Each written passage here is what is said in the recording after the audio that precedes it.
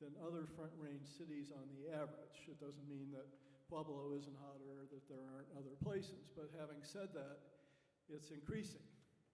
And the other piece that happened in 2015 was that Lyda Hill, who we were very grateful for, sponsored a study of our urban canopy. And we have an urban canopy deficit here. So believe it or not, we only have a 19% cover of canopy for our city. And this area is good, and lots of other parts of the city are, but many of them aren't. And so utilities now is producing power a lot for air conditioners. And when I was there, they were talking about 75% of all buildings, all homes and buildings in their utility service area would have air conditioners. If not now, soon. And guess where the 25% probably won't be is in the southeast, where there's more minorities and people can't afford, and there's less of an urban canopy there. 6 to 8 degrees hotter there than the rest of the city. And a 13 to 16 year less life expectancy. And I think heat could be part of it. I'm not, saying for sure, but when you look at national statistics, the biggest effect of climate change with people's health is heat. You think it'd be floods, you think it'd be wildfires, but it's really heat. So then, unfortunately, the air conditioners that we're putting in are the wrong kind. They're the kind that blow more hot air out. And there are not as many heat pumps as there should be, or other ways to make our houses cool. We don't have regulations in place to reduce the size of an attic. We have a less government kind of mentality here that's really kind of come back to haunt us. And then we drive cars way too much. So not only do we drive cars because we have long distances to go and there's not good public transportation, and there probably will never be, by the way, because we're too spread out. For public transportation to really work, you need to have a population concentration. Now, downtown, may get better. It does have a free shuttle, and there's, talk about front range passenger rail, but we got put last on the list. We're talking about 2035 for that to happen.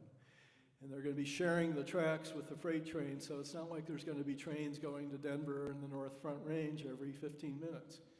There may be every, half an hour, every hour, but it's not going to be the passenger rail that you might be thinking of if you've been back east. Then we bring in 20 to 25 million tourists a year. And most of them drive. And most of them come from hotter places to get, someplace cool for the summer and to be recreate in the mountains. But that's another part of our pollution picture here. So we're kind of at non-attainment for ozone pollution in Colorado Springs. It's partly coming down from the North Front Range. It does go through the Palmer Divide. Sometimes it's about wildfires that are, happening all around us. But a lot of it's us. And there's really nobody paying attention much, but we had the highest child asthma rate in the state, the county did. I don't know if it's still that way or not. I haven't, looked just recently, and we have an older population. Lots of people like to retire here. Oxygen is always an issue, and then you add the pollution to it. But the urban canopy issue is a tough one, because if you could plant a lot of trees, we probably won't have the water in the future to keep them healthy. I'm not saying that, that would be the case everywhere. But, 19% urban canopy, the issue was bad luck in many ways. It was, planting elm trees, and who knew about the Dutch elm disease. And now there's the emerald ash borer, which is coming down from Douglas County, and nobody thought about ash trees were a great tree to plant, but there's whole areas like Village 7 and Rustic Hills that are all ash. And whether they're going to survive or not, it might get worse. So what do? I have a lot of thoughts and ideas, and I keep hoping that there would be a good environmental movement in Colorado Springs that would come forward and really be able to lobby for the public officials who are doing or think they're doing, whatever they can. Most of them care. Most of them are good, citizens who really do care. But I don't think they're necessarily thinking about the future. So why can't we require smaller attics? Why can't we require people to plant trees on the south side of the house that provide shade? Why can't utilities, who has the access to a lot of money to bond, they have a good bond rating, I think they still do. They were A-, which was one of the best of any publicly owned, ratepayer-owned utilities in the country. They could borrow money and they could help us retrofit, which is what really needs to happen. We need to re-landscape. It's not blaming anybody that's got a beautiful big blue grass lawn that belongs in Kentucky, but what about native and adaptive plants? What about the principles of low impact development, where you augment the soil and you have your roof and other structures around you, put water in where your plants are? Rain barrels, they're not, the state won't allow it to be very big. Residents are allowed to have them, but they are often, they're not big enough for what people need, because every drop of water is owned by somebody else. So they want it to rush down into Fountain Creek and go into the Arkansas River. But having said that, what if there were a lot of good incentives? And what if utilities got paid back with interest and made extra money to lower everybody else's rates on the savings? And that's what happens in a lot of places around the country, but it needs the advocacy from the citizens. People, are on council. Nancy's often a lone voice, and there's not people, there really supporting her in logical ways. And yes, you could say Colorado Springs is conservative. Yes, it probably did vote for Trump this time around, although I think the last time, it was pretty close, 50-50. But it's getting more progressive. More young people moving from the North Front Range. More people are coming here and or staying here that care about the environment. And even if they're conservative, they do. And the reason I can say that is, when we did the TOPS initiative, everybody said, oh God, they're never going to tax themselves to save open space and build parks and trails. It was right after Tabor. There was no taxes ever, asked to be raised, and we passed it. And, conservative people voted for it too. People came here, love to be here because they love our outdoor life, they love our climate, and they really like, breathing healthy air. So there's a lot of different solutions, and I can be here for about 2 hours telling you the things that I would love to see happen. I would love to see us create a whole system of interconnecting greenways through our waterways. There's 54 tributaries to Fountain Creek. They mostly go east and west, and they could connect to the Spine Trail, to the Monument Valley Trail, and they could really make it so people on electric bikes or scooters or regular bikes could get around without driving in cars, and maybe even get there faster. Other places have put in place what they call guided bus lanes. It's always hard to find the space for it, but if you can, and people realize that they can get somewhere faster by being on this special laned bus that they only use, that maybe hopefully would be electric, they might do that, get out of their cars. There could be a way to encourage people not to idle. It just drives me crazy. I see people in their cars all the time, especially now with the cell phones. When I put quarters in the meters at Christmas, I'd say that 90% of the people that I go up to who have just pulled into a meter are on their, looking at their cell phones. They're idling at restaurant, fast food restaurants, whatever it is. Nobody's paying attention. Nobody's urging people not to, and nobody's tracking tailpipes. And there, as you know, there's plenty of people out there that are, smoking and polluting and creating asthma attacks all over the city. And I tried to bring it up when I was on council, but I couldn't get the rest of council to go, well, the police department doesn't want to carry meters, and we can't figure out how to really regulate it in a good, fair way. But it's not fair to make people sick, to pollute other people's air in a place where there's not enough oxygen to begin with for many people. It's not fair. It's not good for everybody's economy and health. And it really, that's what it comes down to. So some of my solutions, some people have accused me of being, didactic and overreach, and, Skorman's that liberal that wants to control everything. But when it comes to people's health, to me, you want to be able to do what other places have done and look at their models and understand it. And so then I would love to see all the waterways with submersible trails, so people could go places, but then when there's a storm event, it's closed down, and that's fine. I would love to see those areas be wetlands, because that's a way that we will be able to get somewhat of an urban canopy. I'm not saying that people live right next to these stream areas, but not far. Keep ourselves cooler. Because right now, the areas that I'm talking about are places we turn our back to. They're just garbage, homeless. Oh, it's that creek that used to, that turns into a torrent during a storm.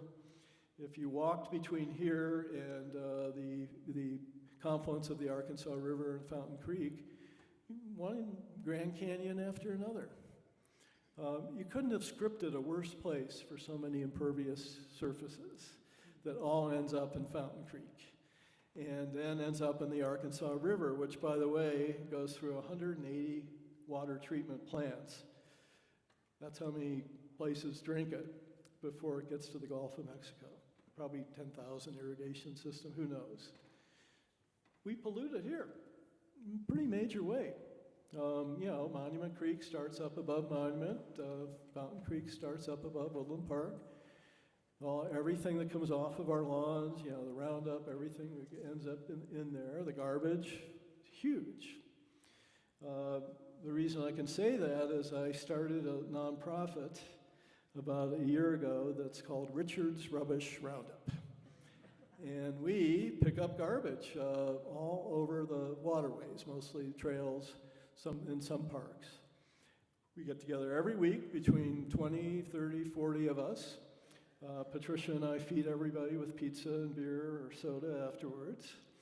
And everybody gets 2 or 3 garbage bags full, big ones, not small ones. I think we tallied it's up to about 70,000 pounds of garbage we picked up. 1,100 needles. And this is just, in the areas that you can imagine.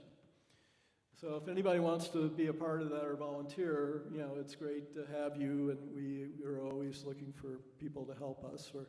We're a low budget operation, but we'll make sure you're very safe, that you have pickers, that you have gloves, that you don't get involved in things. We've gotten really good at dealing with homeless camps and the homeless, and many of them want to help us, by the way.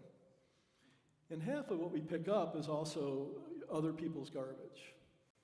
So the people that have businesses in the downtown core where the homeless are and the homeless services don't lock their dumpsters.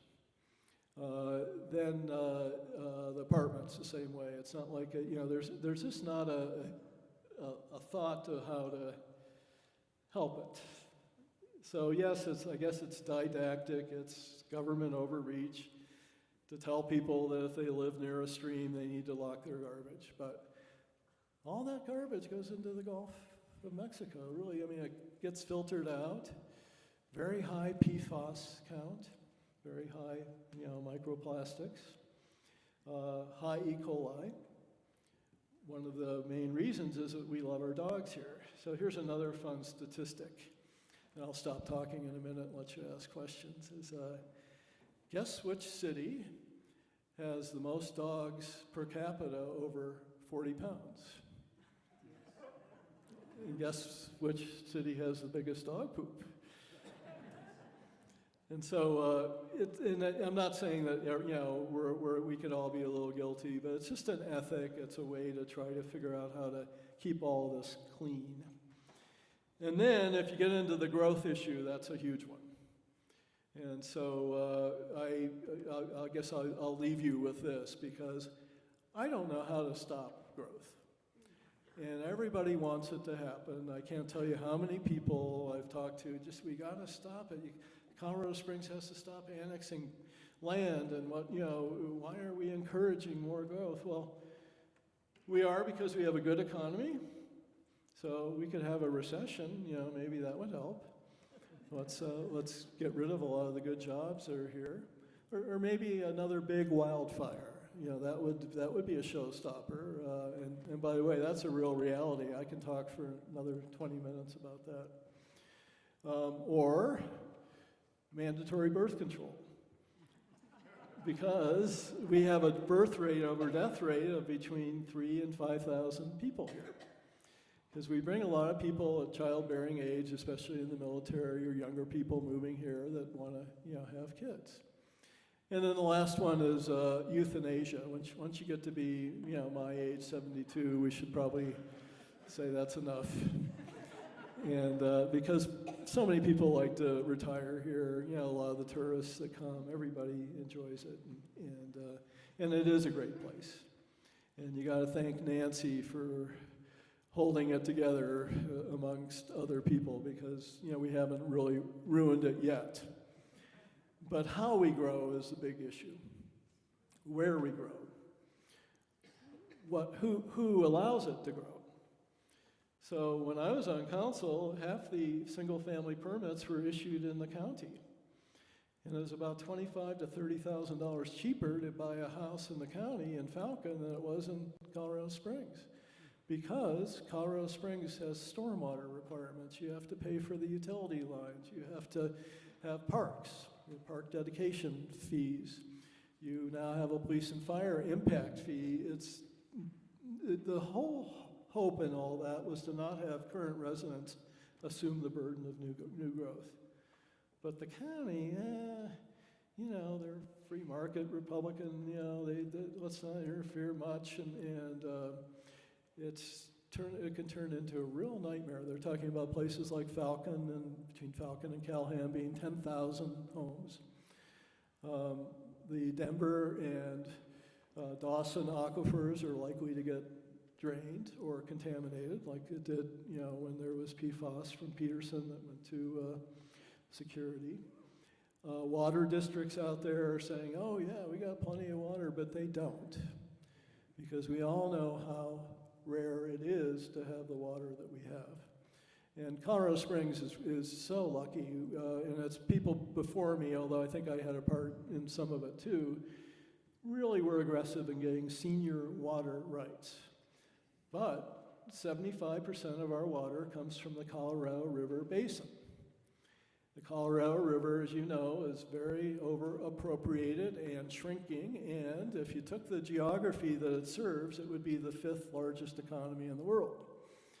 80% for agriculture, and we will have plenty for our growth for the Colorado Springs Utilities territory for drinking and commercial use, but for landscaping, probably not. That's where the upper basin users are going to be restricted. So the bluegrass lawns, planting trees everywhere, it would be great if we could, but I don't know that that's going to be in the cards as much as we hope. But having said that, if we could somehow all get together, the city and the county, and decide where we should grow and how we should grow and how to make that much more sustainable. And I know people are upset about all the downtown apartments. I'm not a fan of the 27-story one. But having said that, that's good density. That's people that may not drive as much. They may walk places. And so I think that's going to be in our futures. And we'll have to just see how all that develops. But anyhow, I rambled on. I don't want to stand up here. I want you to start asking questions. And let's have a good discussion. If there's something I said that's not good. Just a second.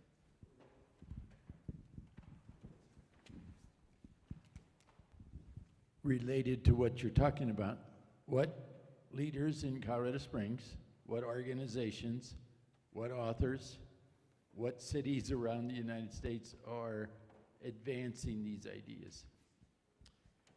Well, I mean, I wish I was more knowledgeable than I was. When I was on council, I had a good sense of things.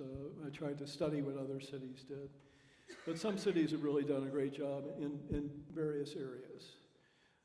People are upset in Minneapolis because they took away all the zoning. No more single-family zones, so people could build everywhere. That to me is overreach. But I think it was a good idea to talk about single-family zones because I think it's, 60% of our zoning for homes is single-family. Nobody ever wants a grandmother's cottage or an apartment over a garage or an apartment in the basement. Then, we won't be able to, ever solve this. It'll just be the big sprawl out east. But there's other cities that have done a really good job with the air quality. There's cities, I think it's Seattle, you can't idle unless you have a good reason to. I'm sure if you're in a handicap zone, and you're trying to keep the car warm, or if you're stuck somewhere in traffic and you haven't turned your car off. But when you go to a drive-through, they say, turn it off. When you pull into a parking space, turn it off. You might get a ticket. And other places, I think it's, if I remember, it's Portland that measures tailpipes. They just don't let you smoke, and pollute everybody's air. And I can go through the list. There's some places like San Antonio and Phoenix that have done a really great job with their river walks and kept them very clean, and they have a group of people that patrol them who are volunteers, like a neighborhood watch.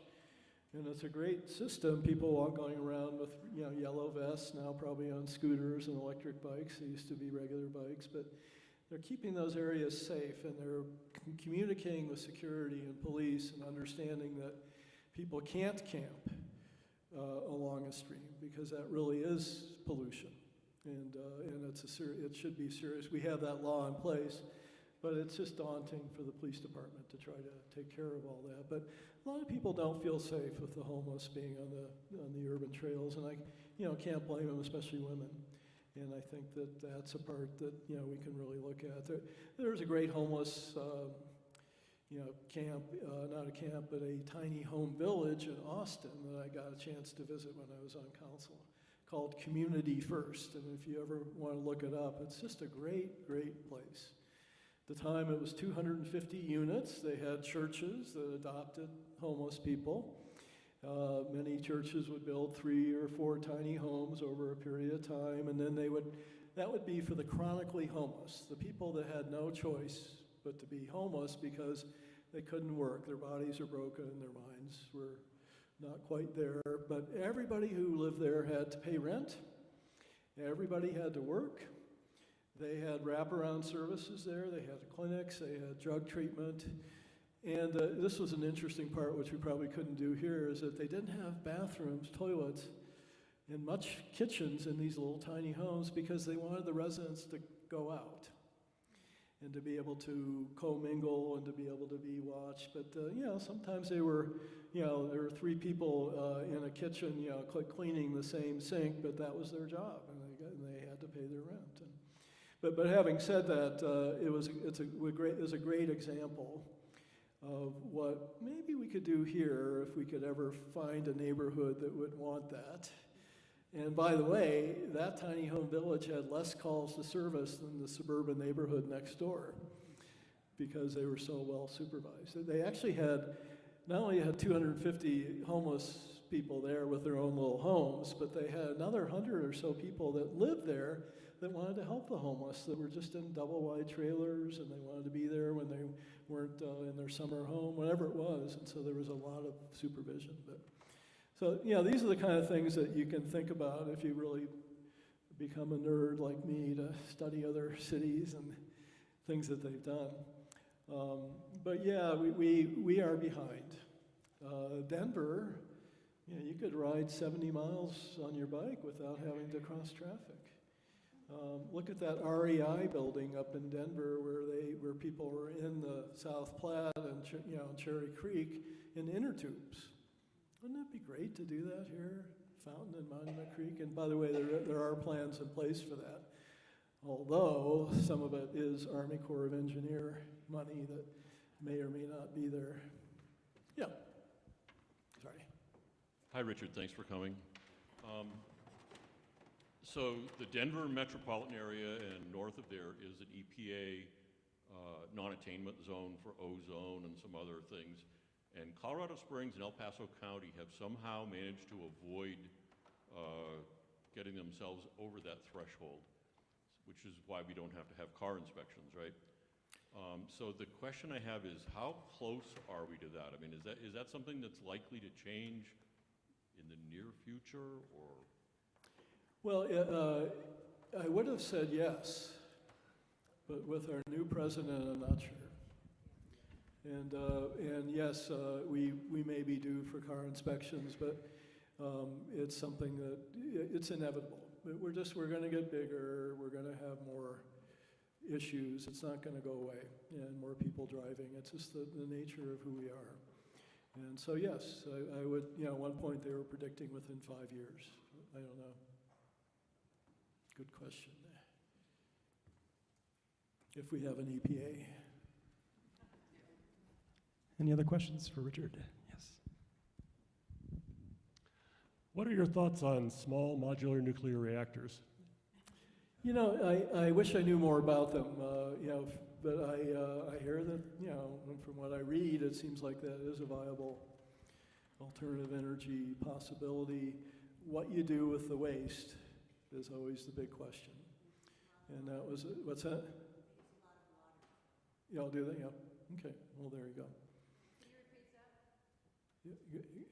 repeat that? Yeah, go, please do, yeah. This is Nancy Henjum, and the CSU Utilities Advisory Policy Committee just did a study for the board on these nuclear reactors. The state actually just passed some legislation supportive of exploring them as a state.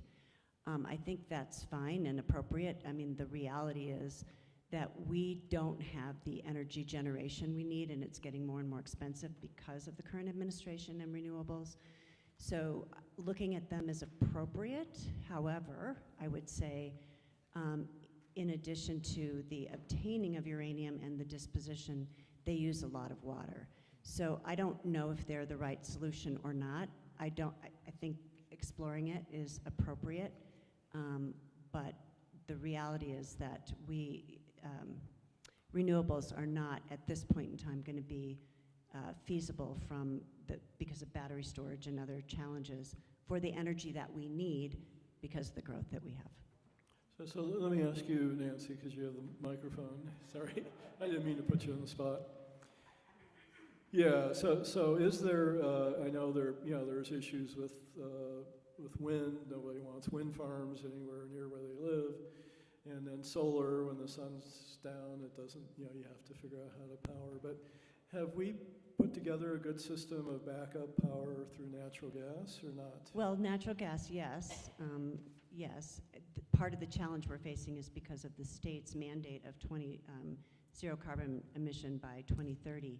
We can't right now make that without natural gas. And again, what's going on at the federal level, there's exploration right now and pushback against the state of Colorado from utilities, from the leadership, about delaying our closing of the Nixon coal plant. So we're having an energy crisis, I guess is the bottom line. I don't know what the solution is, but the reality is the cost to the ratepayers, if we continue to go down the path of closing the coal plant, could be so prohibitive that no one could afford to live here anymore. So it's not, there's just no easy answer right now. Yeah, And battery utilities storage- isn't a very, Battery storage hasn't really developed this technology, is what I understand. Yeah. Sorry about that. Sure you don't want to come up here, Nancy? All right, in the far corner.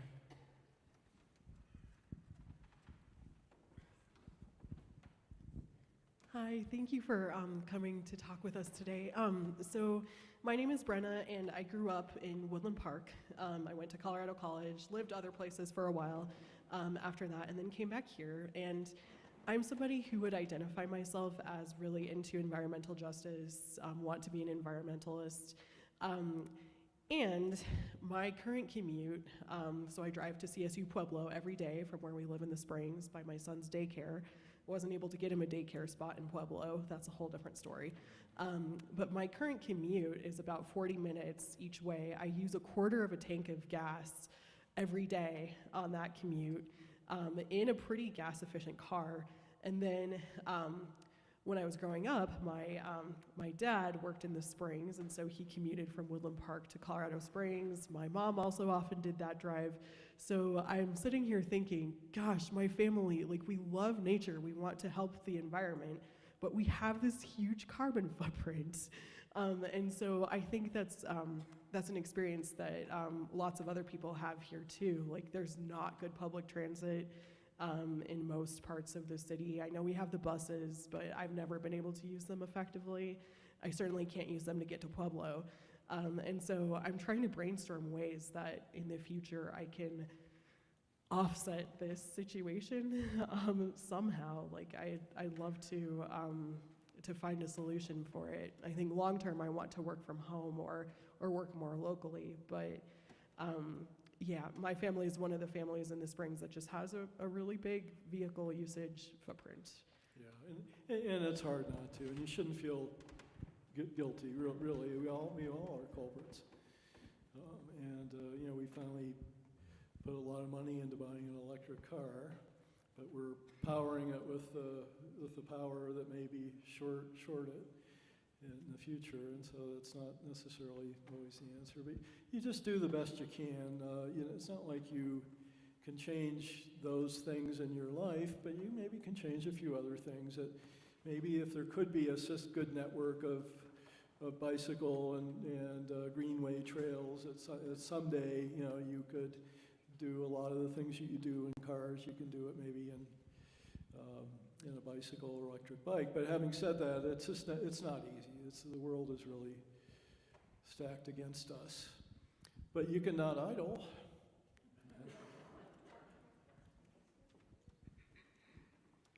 Any other questions? So how do we sign up to pick up trash with you? So if you can remember richardsrubbishroundup.org, I have some business cards with me for that. But we have a website, and you can sign up anytime. And if you need just things delivered to you to help you pick up a little bit in your neighborhood, it doesn't always have to be a big group that comes by, but sometimes you notice something. And we're really happy to help you with how to do that safely, to dispose of your garbage for you, the things that other people may struggle with. It's what we become experts in. And by the way, the city does a great job. They pick up the garbage that we pick up almost always, not 100% of the time, but a lot. And then we have a company in town that's a drug company that takes our needles for free. It's great. Yeah, another question there? Yeah, right here. So my question relates to the way the city is laid out and what potential there might be in the future for this to be more of a reality, seeing as how the more cities are connected, that more communities are going to be facilitated, and the way more communities can be more well informed, and there's that more incentive to be doing more for the community itself. And of course, with Colorado Springs and the way it's laid out, it's huge. It's very car-driven and whatnot. But can you see in the future if whether or not the city, for at least the areas that are developed in the sense like downtown, Manitou, or what have you, to be more built up to maintain that interconnectivity? Because places like Charleston and whatnot, you can get from point A to point B with various methods of transportation that either involve bus, carriage, what have you, and basically just are less car reliant, because cities like that in Europe have a lot less pollutants going on because the cities are built in a way where you can just get everywhere without much issue. Yeah, and that was always my hope, is that I don't know that you're going to be able to have good public transportation from Falcon to Colorado Springs, but maybe that's in the cards someday. But no, absolutely, there was a lot of talk when I was on council about having electric buses going to Manitou. That is, by the way, the busiest line in town, at least it was when I was on council, was the Colorado Avenue line. It'd be great to have downtown really connect. It's getting more and more that way. People, that south part of the east part of Colorado Avenue is starting to build up and have more commercial and more people, some more apartments. But the neighborhoods don't want it. That nobody wants more density in their neighborhoods. And so there's always a fight every time you try to do that. We did restrict short-term rentals, and that was a big issue too, especially in the west side and downtown, because a lot of people, were investors and buying it, and they were bringing in people just as guests. But yeah, I thought downtown should really connect to UCCS. It would be great. People didn't want to have the bus routes on Weber, and the neighborhoods were upset, or on Nevada, and so it's just there's a lot of different issues, and I understand it all. By the way, it's people buy their single-family home, and it's a quiet neighborhood, and then all of a sudden the neighbor next door turns it into short-term rentals, and they're having parties at 3 in the morning, But we have that hope here, and when I was saying before, public transportation, I think downtown could really work, especially as we get more and more people living downtown. But out east, I think it's going to be a tough one unless you really got more prescriptive about specific routes. If people can get places quicker in public transportation, they'll take it. But why would they choose it otherwise? And that's the issue that we have to really start to think about. Back to the issue about the garbage. One thought that a neighbor and I talked about is the garbage trucks.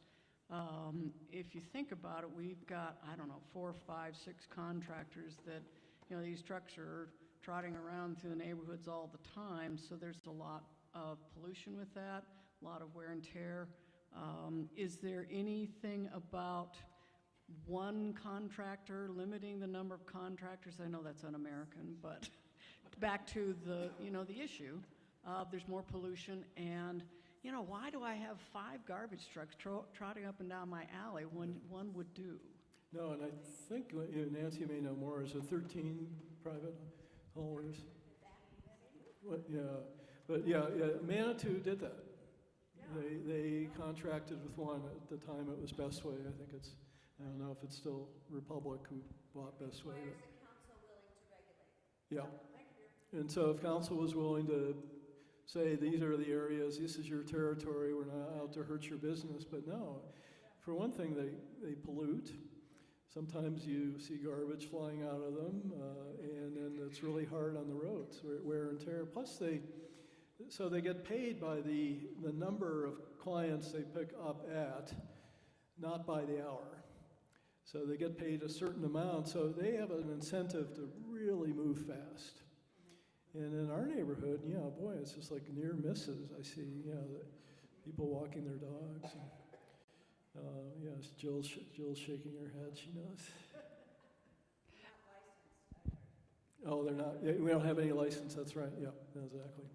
And what if they would require locked dumpsters? Now it would take the people that are picking up a lot more time. because they'd have to, know every lock. But boy, that would just be huge in some of these areas. Okay, go ahead. Yeah, Nancy should be up here with me. No, She's I mean, tired of this. I care a lot about this. There's a lot I could say about this, but I will say that the city of Colorado Springs a couple of years ago got a $1.5 million grant from the state to do a waste characterization study that actually should be done. And we don't license our trash, and so we don't even know where these companies are taking it. There's something that needs to be done, really. I mean, there's ways to step into it without going to a single municipal trash collection, which the city's not ready for. And it takes a council who's willing to do that. So ask the people you're voting for your district what they think about that. Yeah, I've been on the rubbish roundup, but I just wanted to encourage people to do it because they have such, you don't have to be young and spry to do it because they have such great picker-uppers. They're so, I didn't know they were so effective, I guess. And it is eye-opening to find, I found a number of needles down by the creek, and it's humbling in a way, I guess, to realize what other people are up against, and then really feel like you're doing some good, that maybe some child won't find that needle or somebody won't try to reuse it.